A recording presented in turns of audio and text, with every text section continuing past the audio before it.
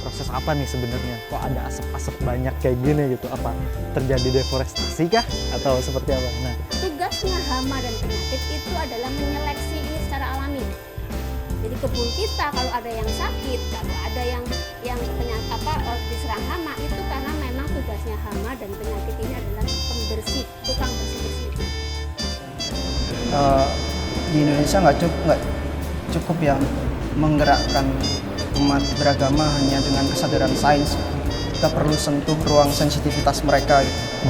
Emosi yang dikendalikan oleh agama yang mereka perlu kita sentuh gitu. Emosi dalam arti ulas asih di sini, peduli terhadap lingkungan sekitar gitu.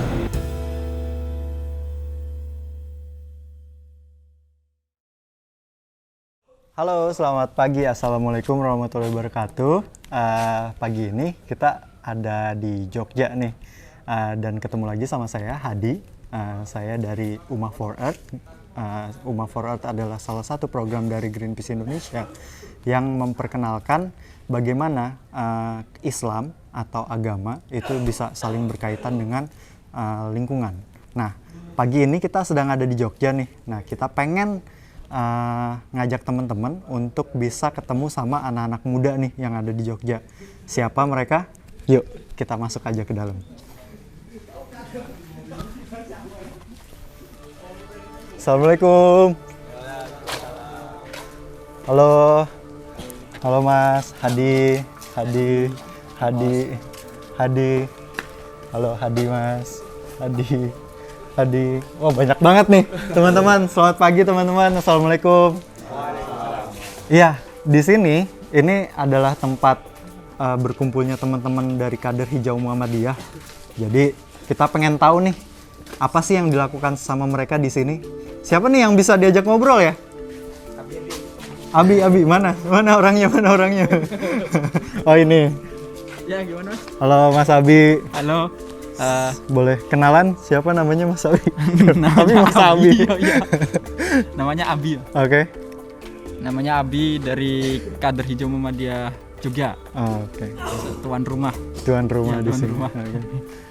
Ini kalau boleh tahu, ini ruang baca ya? Iya, rumah baca komunitas. Bisa dijelasin nggak? Ruang baca komunitas tuh seperti apa Masnya? Kegiatan sehari-harinya kayak gimana sih Mas?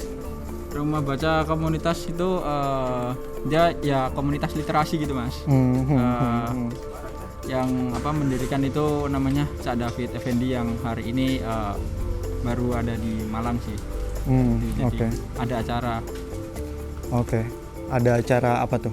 mengisi materi. Oh, oke. Nah, kita kan hari ini pengen jalan lagi ya Iya, sama Kader Hijau Muhammadiyah. Nah, kita tuh pengen ngapain sih hari ini? Kalau boleh tahu? Hari ini kita mau melakukan kegiatan yang seru, fun gitu. Maksudnya seru-seru gitu. Kita belajar bertani gitu, bertani di mana di panti asuhan dengan teman-teman muda Muhammadiyah, dengan teman-teman panti. Oke. Kita belajar bagaimana cara membuat pupuk kompos, bagaimana cara membuat permakultur. Terus nanti kita juga akan ada buka bersama bareng gitu. Oke. Berarti seru banget kayaknya kegiatan hari ini. Iya, Banyak banget ya yang iya. bisa dilakukan bersama. Oke Mas, nanti kita akan ngobrol-ngobrol lagi kalau udah di sana. Sekarang kita jalan. Oke? Siap. Siap. Sampai ketemu Mas Abi. Oke, Mas. Nah, tadi kita udah ngobrol-ngobrol sedikit nih sama teman-teman Kader Hijau Muhammadiyah.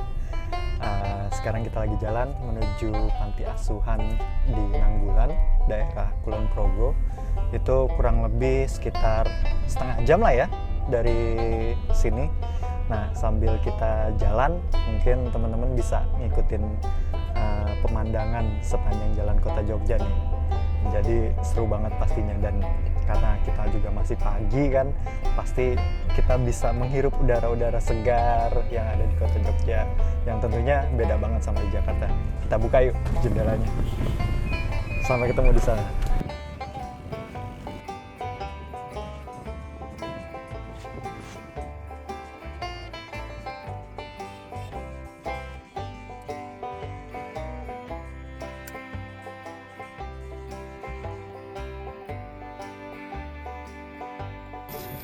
Halo.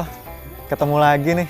Jadi tadi kita habis dalam perjalanan dari Jogja menuju ke daerah Nanggulan, Kulon Progo, dan kita sekarang pengen lihat ada apa di dalam situ. Memang sih kita akan belum mulai karena akan mulai sekitar jam 8 atau jam 9. Tapi kita lihat dulu. Yuk, ikut. Nah, ini daerah panti asuhan yang dikelola oleh Yayasan Muhammadiyah di sini di Kulon Progo. Jadi seperti yang tadi sudah dibilang sama Mas Abi, sebelumnya kita hari ini akan belajar soal permakultur, soal bagaimana membuat kompos, soal bagaimana bertani, dan ya harusnya bisa diikutin sama teman-teman semua. Setelah kita tadi jalan-jalan, kita mau langsung datang ke acaranya karena udah mau mulai. Yuk, pelan-pelan aja ya teman-teman, karena acaranya udah mau mulai. Belajar ya. Kita duduk di sini. Namanya bertani, ada namanya itu permakultur. Nah, saya juga belum tahu seperti apa. Gitu. Yang jelas kaitannya dengan bagaimana kita lebih berkelanjutan, terus juga lebih peduli terhadap bumi. Kita manusia kalau udah meninggal nanti akan jadi kompos untuk makanan dari tumbuhan. Kalau di Omah Lor itu pup manusia itu juga dijadikan untuk kompos. Jadi kalau kita pup ditaruh di ember, nah nantinya dikembalikan lagi ke tanah. Tadi setelah kita dengar penjelasannya dari Yayasan Beringin, sekarang kita disuruh nyari kayu kering buat bikin kompos. Jadi kita kasih kayu keringnya.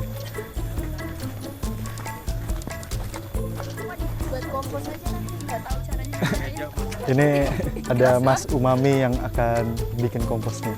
Jadi kita tanya Mas Umami, gimana Mas Umami prosesnya? Ini bikin biochar Mas. Kompostingnya nanti di situ aja. Kita sambil bersihin rumput.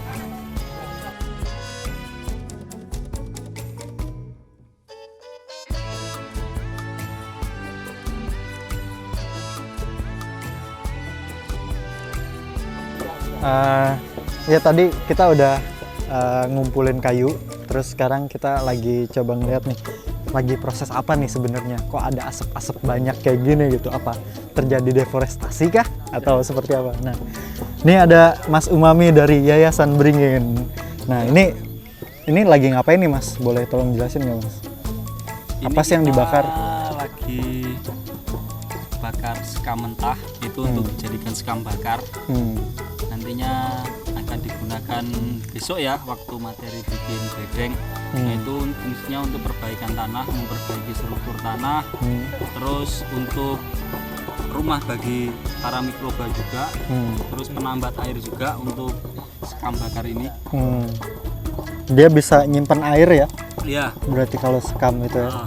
Nanti coba deh kalau waktu udah jadi, matiinnya itu, nah itu disiram, nah itu butuh banyak air banget itu. Oh gitu, dia nyerap air banyak gitu ya. Jadi kalau misalnya untuk tanaman bagus karena dia bisa nyerap air, nggak perlu terus nyiram gitu ya.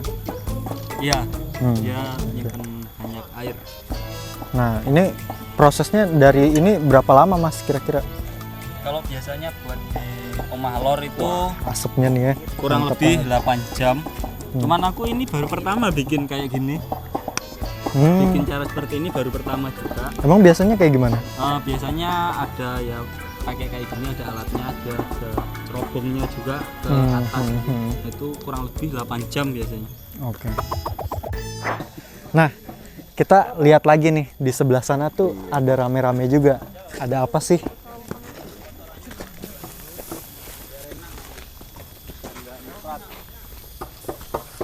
Nah, ini lagi ngumpulin apa nih, Mas? Siapa nih yang mau diwawancara? Lagi ngumpulin apa nih, Mas, di sini? Mas Umami. Ini rumput. Rumput. Ngumpulin Saya rumput sebelah sama sini. daun kering. Oh. Bikin kompos statik. Kompos statik. Nah, kompos statik itu apa tuh, Mas? Kalau boleh tahu, Mas. Kompos statik itu apa ya, kalau ilmiahnya nggak tahu, pokoknya dia nggak usah dibalik-balik, kompos yang malas. Karena dia nggak perlu diapa-apain, nggak perlu gerak kemana-mana, nggak perlu dipindahin, jadi statis aja gitu. Tetap. Kayak gitu, tetap aja. Nah itu kenapa harus pakai daun kering, daun hijau? Kalau untuk daun kering dia itu ntar apa ya, terjadi proses dekomposisinya, panas kan dia nanti. Hijau karena kita juga memanfaatkan ini rumput-rumputan yang di sini, kita memanfaatkan yang ada di sini. Oke. Terus selain dua itu apa lagi tuh? Ini Kita ada pakai air ini untuk apa? Nyampur pup sapi. Hmm. Nah itu untuk tambahan mikroba di pupuk kita. Terus ntar ada lagi tetes tebu, nanti di sini tampur tetes tebu juga untuk makanan mikrobanya, sama ditambahin dolomit untuk tambahan kalsium sama magnesiumnya. Oke.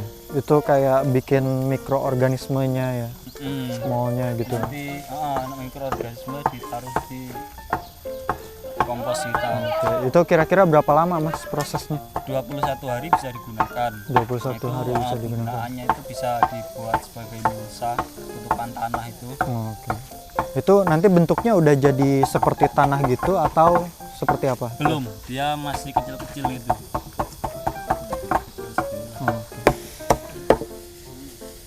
Berarti ini semuanya memanfaatkan apa yang ada di sini ya Mas? Iya, memanfaatkan. Kita nggak perlu lagi beli buat kompos, biasanya kan ada tuh kayak media tanam, kompos segala macem. Nah kalau ini emang ya udah yang ada di sini kita manfaatkan gitu. Prinsipnya kan kita nggak mengambil dari luar, kalau bisa kita memanfaatkan yang ada. Nah ini dia lupa dari dipotong-potong gini supaya kan semakin kecil apa ya daun itu semakin cepat juga untuk terdekomposisinya. Setelah kita selesai dari proses ngomposin ini, tadi kita udah, teman-teman bisa lihat sendiri ya gimana kita mencampur dari kotoran sapi, terus air dengan molase, terus juga kita numpuk dari daun-daun kering, terus daun yang masih hijau juga dicampur sama kapur dolomit. Nah udah jadi nih komposnya, udah ditutup. Nah sekarang kita mau istirahat dulu karena udah siang. Jadi biasanya kan kalau jam petani itu ya, kalau petani itu kan siang-siang tuh istirahat gitu, mereka kerjanya dari pagi atau sampai sore, jadi siangnya itu istirahat. Nah, apabila teman-teman ke hutan di sana ada hama tetap, ada penyakit ada apa gulma iya, tapi tidak ada yang saling apa ya mematikan gitu. Mereka malah saling support. Tugasnya hama dan penyakit itu adalah menyeleksi ini secara alami. Jadi kebun kita kalau ada yang sakit, kalau ada yang penyakit diserang hama, itu karena memang tugasnya hama dan penyakit ini adalah pembersih, tukang bersih-bersih. Segala yang sakit-sakit itu dia terbabat semua. Kayak COVID aja itu yang tidak sehat, yang staminanya kurang bagus dibabat supaya manusia yang sehat ada kesempatan hidup lebih bagus. Gitu. Itu sudah tugas alam untuk melakukan seleksi seperti itu. Teman-teman, kita tadi habis istirahat nih, sekarang udah siang walaupun agak mendung, tadi udah sempet hujan. Tadi kita sudah ada teori di kelas soal kompos dan soal pupuk. Sekarang kita lagi pengen bikin pupuk nih, pupuk generatif dan vegetatif. Nah, yuk kita lihat gimana caranya bikin pupuk. Ini ada yang lagi mau panen gedebong pisang atau pelepah pisang buat bahan si pupuk itu. Yuk.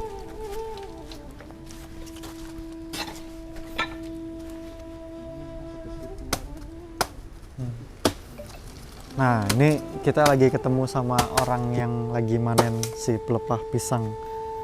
Gimana Mas, ini mau buat apa nih si pelepahnya?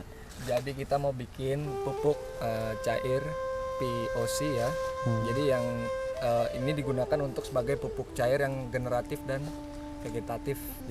Jadi untuk menumbuhkan dan menyuburkan gitu. Oke. Nah, ini yang diambil apanya nih? Yang diambil ini ada batangnya, terus ada bonggol. Kalau ini bonus aja Mas. Bonus. Buat apa? Buat buka? Kayak buat buka puasa buat sayur. Oke, sip. Yuk. Kita bawa.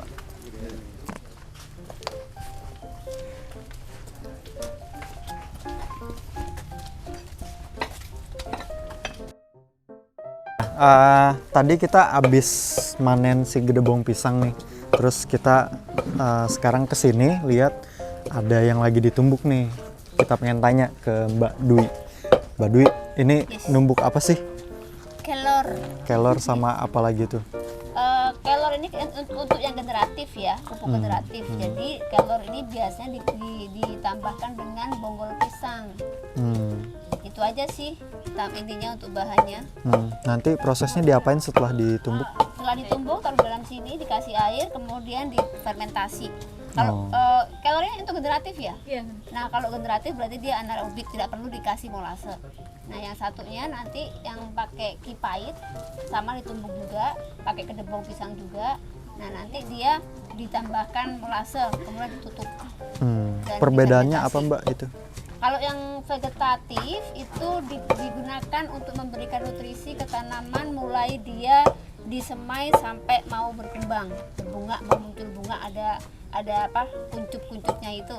Nah, kalau yang generatif setelah dia keluar kuncup sampai dia berbuah atau keluar biji. Oke. Dari hasil yang itu kan berarti ada beda ya komposisinya. Yang satu pakai kipait, yang satu enggak. Nah, kenapa itu dibedakan, Mbak? Kalau generatif karena dia memerlukan trace mineral, di kipait nggak ada trace mineralnya. Trace mineral itu paling banyak ada di kelor. Kelor itu mineralnya paling lengkap. Jadi untuk manusia pun bagus, makanya disebut miracle tree yang ya saking bagusnya bisa dia pakai untuk suplemen mineral untuk manusia juga sih, tapi kebanyakan juga bahaya karena kalsium dia tinggi banget. Kalau kalsium terlalu tinggi maka kalau kebanyakan nanti dia jadi kristal di ginjal. Oke.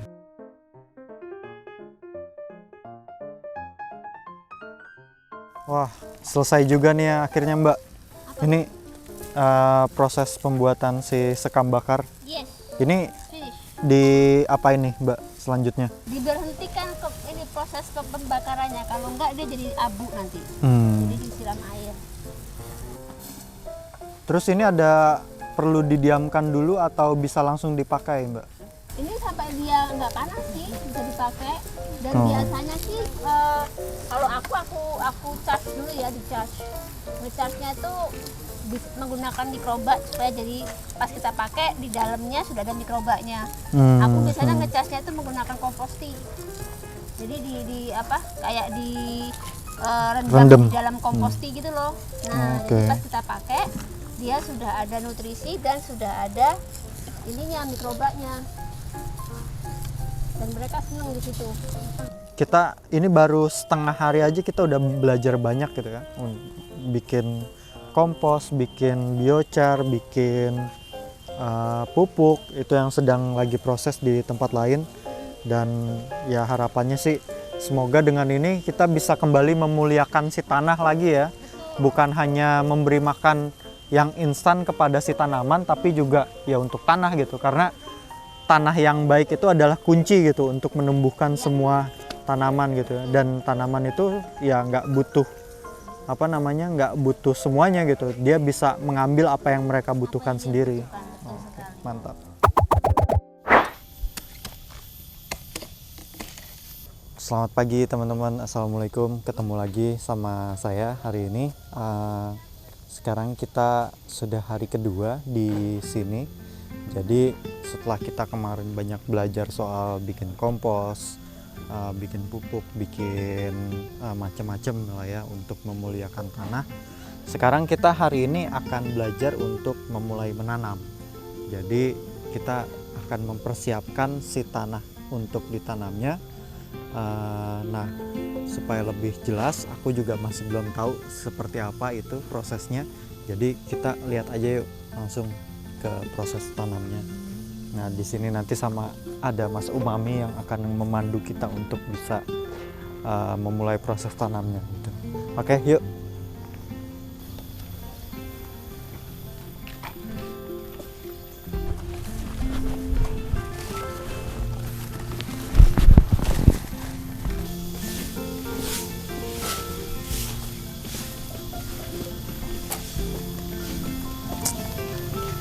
Wah, ramai banget nih. Ada apa nih?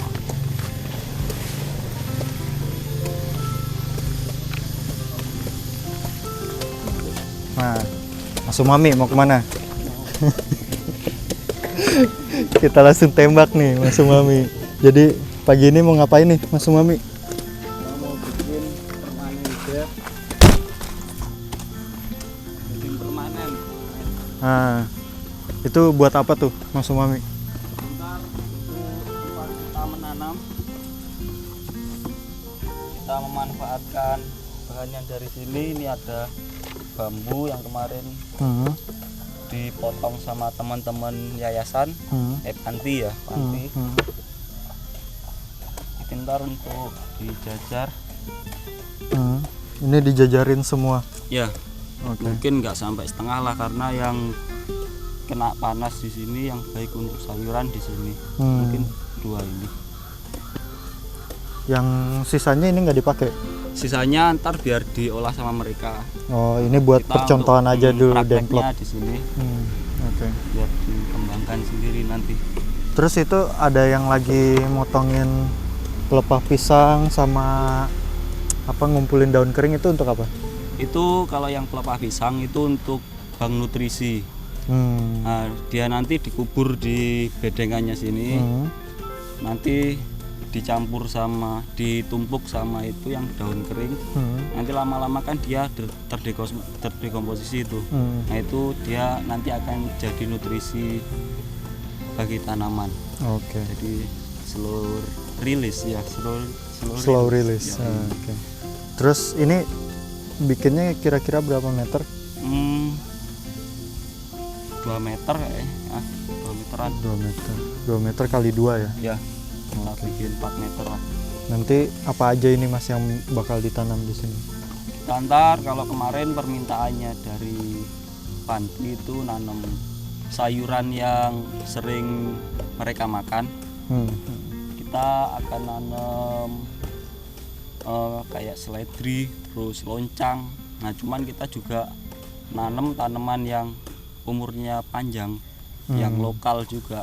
Nah, itu kayak ginseng Jawa. Nah, itu kita akan tanam itu karena itu nanam sekali itu cepat sekali untuk banyaknya itu. Terus juga paya Jepang itu Paya Jepang. sama apa itu namanya, bayam Brazil. Yoi, bayam yang nggak pernah gagal. Yang Brazil. ditanam aja tancap aja pasti tumbuh ya. Bayam Oke. Brazil. Oke, teman-teman sobat lingkungan. Jadi kita sekarang sudah selesai nih sesinya hari ini untuk belajar bertani bareng si Yayasan Beringin, Om Ahlor. Jadi kita tadi hari ini banyak belajar soal bikin bedeng, soal apa itu permaculture, soal bertanam, bagaimana menanam yang baik dan benar gitu kan, supaya tidak stres si tanamannya, karena tanaman itu juga seperti kita ternyata. Dia bisa stres, jangan sampai dia malah ke psikolog nantinya kayak gitu. Kak, ngomong-ngomong tadi permaculture itu apa ya? Permaculture itu nah ini yang kita tahu dari si Mbak Dwi tadi. Permaculture itu adalah permanent agriculture. Jadi bagaimana pertanian itu bisa mengikuti kaidah-kaidah alam gitu. Jadi kalau yang selama ini kita tahu kan soal bertani itu banyak menggunakan pupuk kimia, terus menggunakan bibit-bibit yang rekayasa genetik gitu. Nah, kita bagaimana mengusahakan itu supaya ya seperti bagaimana alam itu bekerja gitu. Jadi kita nggak perlu lagi kayak tiap hari harus nyemprot, kasih kimia segala macam kayak gitu. Nah, kita kita ngobrol dulu nih sama Mas Umami nih, buat pengen tahu sih menurut dia gimana selama 2 hari ini tuh apa aja yang dilakuin nih Mas di sini. Yang dilakuin ya, awalnya kemarin kita ngompos, bikin kompos statik, terus materi apa lagi ya kemarin itu, bikin POC. Kita kemarin pokoknya persiapan amunisinya mulai kompos, POC, terus kam bakar. Nah, disiapin dari kemarin. Untuk hari ini itu aplikasi menanamnya. Nah, itu kayak bikin bedeng, terus bagaimana media tanamnya, bagaimana cara menanamnya, dan juga ada sekilas permaculture yang tadi, apa permaculture itu dari Bu Dwi. di kelas yang sangat singkat ini. Jadi lumayan padat ini untuk kegiatannya. Oke. Jadi belajar permaculture itu ya kayaknya 2 hari ini kurang ya. Maksudnya kita baru bikin sekam kemarin, baru bisa kita aplikasikan hari ini, tapi kayak POC belum bisa gitu kita aplikasikan. Iya. Nah, sebenarnya kalau untuk belajar permaculture itu berapa lama sih Mas yang paling ideal gitu?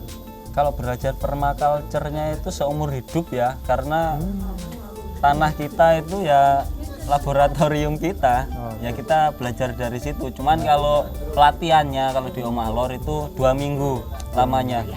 Itu setiap hari itu belajar dari pagi sampai sore, bagaimana mengenal tumbuhan, air, udara, dan kehidupan semuanya. Itu dilakukan selama 2 minggu. Oke. Terus itu kira-kira kalau misalnya pengen ikut dan pengen belajar si permaculture di Omah Lor itu gimana caranya? Caranya adalah pantengin Instagram Yayasan Beringin. Oke, siap tuh. Pantengin yayasan Instagramnya Yayasan Beringin, bukan Kapan? Beringin ya, bring in artinya itu. Bawa ke dalam ya? Yoi, follow, nanti di situ akan ada info tentang PDC ataupun kegiatan ada. Kalau kita kan nggak melulu pakai duit ini PDC-nya. Kita ada barter tenaga, barter skill, itu ada program volunteer, ada juga nyicil. Jadi semuanya bisa belajar di situ. Yang penting ada kontribusinya gitu ya? Yang penting mau belajar dan berusaha. Oke, siap, mantap sekali nih. Nah, setelah kita 2 hari belajar di sini gitu ya, kedepannya kira-kira akan ngapain nih Mas? Siapa? Ya di sini gitu. Siapa? Anak-anak muda di sini kan tadi banyak banget tuh anak-anak muda gitu ya. Kalau anak-anak muda di sini ngapain? Mungkin ditanyakan ke pribadinya Ke sendiri pribadinya. ya. Karena aku nggak di sini. Ya maksudnya apakah misalnya ya bukan harapan, kalau harapan kayak terlalu apa ya, ya pasti harapannya dilanjutin gitu kan. Ya maksudnya supaya mereka tetap bisa bertani gitu, ngelanjutin gitu ya, gimana tuh? Nggak, ya tadi kan kayak panas-panasan, oh lelah nih segala macam. Ya kalau seperti kita bikin bedeng tadi sebenarnya apa ya, kalau dibandingkan dengan petani ya nggak ada apa-apanya, karena bayangkan aja mereka punya lahan 500 meter persegi, dia harus mengolahnya, kita hanya bikin bedeng segitu. Maksudnya itu hanya awal lah, bagaimana cara berprosesnya di situ. Maksudnya kalau kita kan sering itu menggaung-gaungkan petani, hidup petani, tapi untuk menghidupinya sendiri ini ya harus dicoba lah, maksudnya biar tahu bagaimana rasanya jadi petani ini. Dan kalau untuk yang di sini ya kalau harapannya ya untuk dari ilmu ini bisa dipraktekkan, kita belajar dari kemarin dipraktekkan, dan kalaupun ada kendala atau apa ntar kita sangat terbuka kok untuk berdiskusi bagaimana kendalanya. Kalau mau ke sana juga oke, terserah, bisa juga, kita sangat open asalkan janji. Kalau nggak janji pasti diacuhkan. Kalau nggak janji ya? Ya pasti diacuhkan. Oke, mantap, terima kasih nih Mas Umami. Semoga ya teman-teman di sini bisa terus konsisten, dan ya Yayasan Beringin juga bisa terus menyebarkan apa ya, ide-idenya, gagasan-gagasannya ke anak-anak muda lainnya, jadi makin banyak yang bertani lagi gitu ya, anak-anak muda kayak gitu, bertani bergenerasi. Di Beringin itu anak-anak muda loh, banyak anak-anak muda, yang tua cuman budui. Yang tua cuman budui. Jadi nanti bisa tonton juga ya itu kemarin apa namanya, podcastnya dari teman-teman Yayasan Beringin sama Bumi Butuh Aksi. Tapi belum keluar. Bumi butuh aksi, manusia harus beraksi. Oke, mantap. Oke, selanjutnya ya kita ini abis ini akan ada break sholat Jumat. Terus abis itu nanti kita ada pembahasan 40 hadis. 40 hadis bertemakan lingkungan gitu. Jadi dari Kadar Hijau Muhammadiyah, dan dilanjut dengan buka puasa bersama. Jadi stay tune dan selamat istirahat.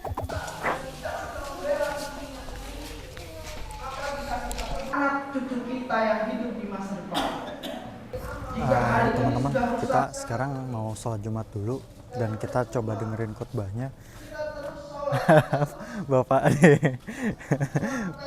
ya, kita mau sholat Jumat dulu ya Pak. Sekarang dengerin khutbahnya, kayaknya khutbahnya menarik nih, ngomongin soal lingkungan, soal alam gitu ya. Siapa ya? Apa? Siapa? Nggak tahu, kurang tahu siapa. Nanti kita bakal ngobrol setelah itu. Yuk, ke dalam. Ambil yuk. Ayo Pak, kita jalan ke dalam. Allahumma sholli ala Muhammad wa ala ali Muhammad. Sallallahu alaihi wasallam. Aqimis shalah.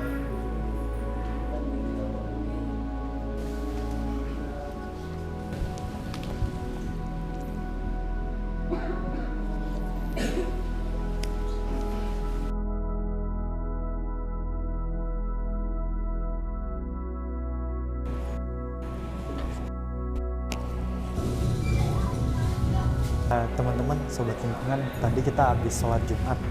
Terus sekarang kita pengen ngobrol nih sama khotib sholat Jumat tadi, karena isinya tuh menarik banget gitu. Jadi kita pengen coba tanya sama beliau, apa sih yang tadi jadi bahan ceramah beliau gitu ya. Kok menarik banget kayaknya. Nah, di sini ada, halo Mas. Mas siapa namanya? Assalamualaikum Mas Adi. Aku juga Mas Adi. Adi dan Hadi. Ya, tadi aku sempat dengar ceramahnya tuh menarik banget ya, soal lingkungan, terus soal bagaimana terjadinya perampasan lahan dan segala macam itulah. Kalau boleh tahu nih, poinnya tuh apa sih gitu dari ceramah tadi yang Mas ini bicarakan? Iya. Di Indonesia nggak cukup yang menggerakkan umat beragama hanya dengan kesadaran sains. Kita perlu sentuh ruang sensitivitas mereka gitu. Emosi yang dikendalikan oleh agama yang mereka perlu kita sentuh gitu. Emosi dalam arti ulas asih di sini, peduli terhadap lingkungan sekitar. Nah, saya ingin menggerakkan itu masyarakat sekitar dengan bahasa yang ya menurut saya sebisa mungkin bisa dicerna oleh masyarakat lokal gitu. Dan Islam sebagai yang mayoritas di Indonesia harus bertanggung jawab ya atas, ya terlepas dari kerusakan disebabkan oleh kelompok tertentu atau siapapun, umat Islam harus ikut dalam melestarikan bumi yang disebut oleh Nabi sebagai masjid juga. Itu kira-kira. Mantap. Jadi sebenarnya kalau ngomongin kaitannya Islam sama lingkungan, itu tuh sebenarnya kaitannya tuh erat banget gitu ya. Iya. Nah, justru kalau dipisahkan Islam dan lingkungan, dikotomi itu menjadi, kalau Islam berarti nggak ramah lingkungan dong, kalau ramah lingkungan berarti nggak Islam dong. Nah, itu kan ya itu perdebatan akademik lah. Tapi intinya kita ingin menyampaikan bahwa Islam itu ramah lingkungan. Iya. Ya kayak aku dulu dari kecil gitu ya, waktu ngaji kan suka dengar kebersihan adalah sebagian dari iman gitu. Iya. Nah, kalau misalnya kita menjaga semuanya bersih gitu, termasuk energi kita gitu. Energi kita berasal dari energi bersih, bukan dari energi kotor seperti batu bara gitu yang banyak melakukan perusakan, banyak menindas masyarakat, banyak ya melakukan kemudorotan gitu di muka bumi gitu. Mungkin ya kita juga bisa menjadi manusia yang lebih beriman gitu ya. Betul. Oke, seru. Ya, tadi zoonosis yang saya sebutkan tadi di mimbar tadi juga berkat dari keserakahan yang diawali dari niat untuk meraup keuntungan berlebih hanya untuk mereka gitu, sehingga jika dibandingkan manfaat dan mudorotnya, lebih besar mudorotnya ketimbang manfaat. Ya kalau saya jadi MUI mungkin saya tidak akan anjurkan seperti itu. Lebih baik cari alternatif yang lain untuk bisa mencari maslahat yang lebih banyak. Oke. Terima kasih banget. Namanya Mas Adi. Panggilnya siapa? Ustadz. Apa? Adi, bro Adi. Bro Adi. Ini nih udah bisa jadi khotib tapi masih gaul nih. Mantap banget nih. Jadi semoga makin banyak ya ustadz-ustadz atau anak-anak muda yang bisa memberikan ceramah, memberikan dakwah, memberikan khutbah gitu ya, yang ya relevan gitu ya buat masyarakat. Karena ya kalau aku ya jujur gitu, kadang kalau misalnya sholat Jumat suka ketiduran gitu karena ngerasa apa ya yang diomongin gitu kan, ya baik sih gitu ngomongin soal akidah, soal surga dan neraka, tapi mungkin kita perlu lebih sesuatu yang lebih relevan lagi gitu ya. Betul, sepakat. Mantap. Terima kasih Mas Adi. Siap. Semoga kita bisa ketemu banyak orang seperti Mas Adi. Oke.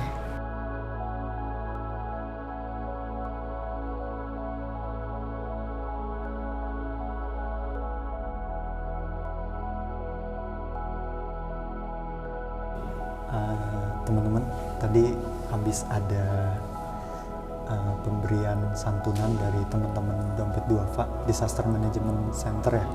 Dompet Duafa memberikan santunan kepada teman-teman di panti asuhan sini. Nah, pengen tahu juga sih ngobrolin soal Disaster Management Center, artinya kan ngomongin soal bencana. Nah, di hari bumi seperti ini, kemarin sempat dengar juga nih dari Abang Labing gitu ya. Bang Labing kan namanya, tentang kaitan soal lingkungan yang rusak sama bencana. Nah, ngomongin soal itu pengen denger sih lebih jauh gimana sih Bang, kaitannya tuh seperti apa gitu. Ya, terima kasih. Kalau saya sih mandangnya ya pelestarian lingkungan dan kebencanaan itu kayak dua sisi mata uang ya. Dia saling berkaitan, karena kalau di Disaster Management Center itu kan ada dua divisi besar di kebencanaan ini, tim respon untuk kebencanaan dan pengurangan resiko bencana gitu. Jadi ketika ada bencana, kita selalu siap untuk melakukan pendampingan ke masyarakat terdampak gitu pada penyintas. Nah, di satu sisi kita perlu apa ya, asesmen, kita perlu kaji apa sih penyebab terjadinya bencana gitu, karena kan jenisnya banyak gitu. Kalau apalagi sesuai dengan khutbah tadi, akibat ulah manusia gitu. Kalau seperti gempa bumi kan kita nggak bisa hindarin gitu. Bencana-bencana yang seperti itu yang perlu kita sosialisasikan, perlu kita kampanyekan bahwa pentingnya menjaga lingkungan ya, salah satunya itu untuk meredam bencana yang terjadi akibat ulah manusia gitu.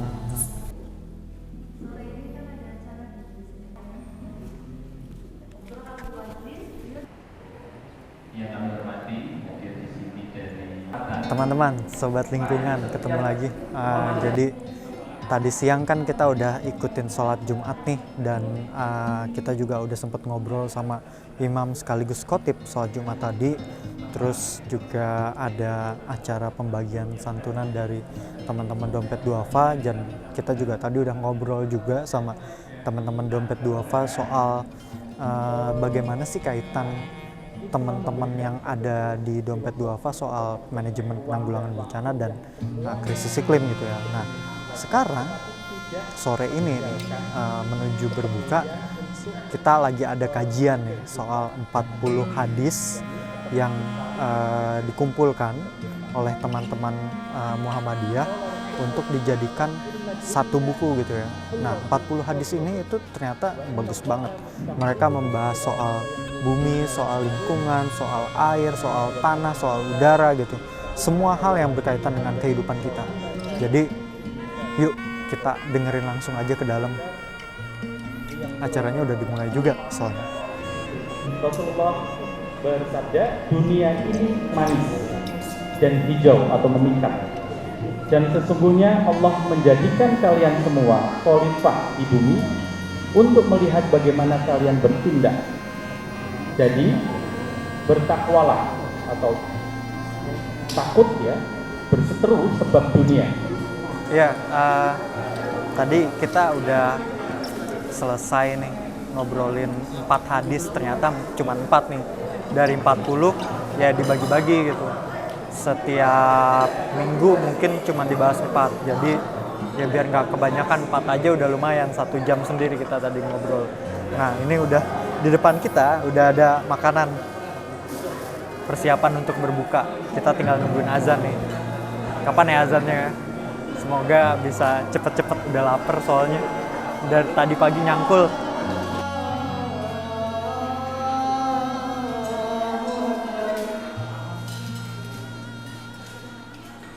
Asyhadu an la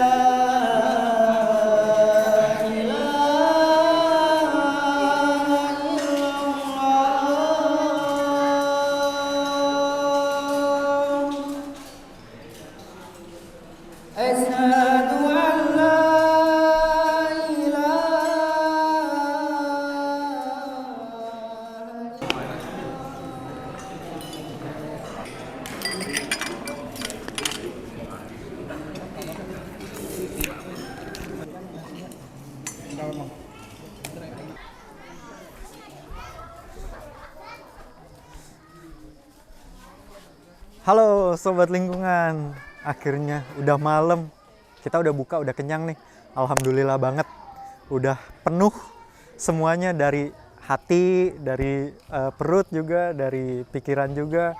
Alhamdulillah banget, selama 2 hari ini kita di sini banyak mendapatkan sesuatu banget lah gitu.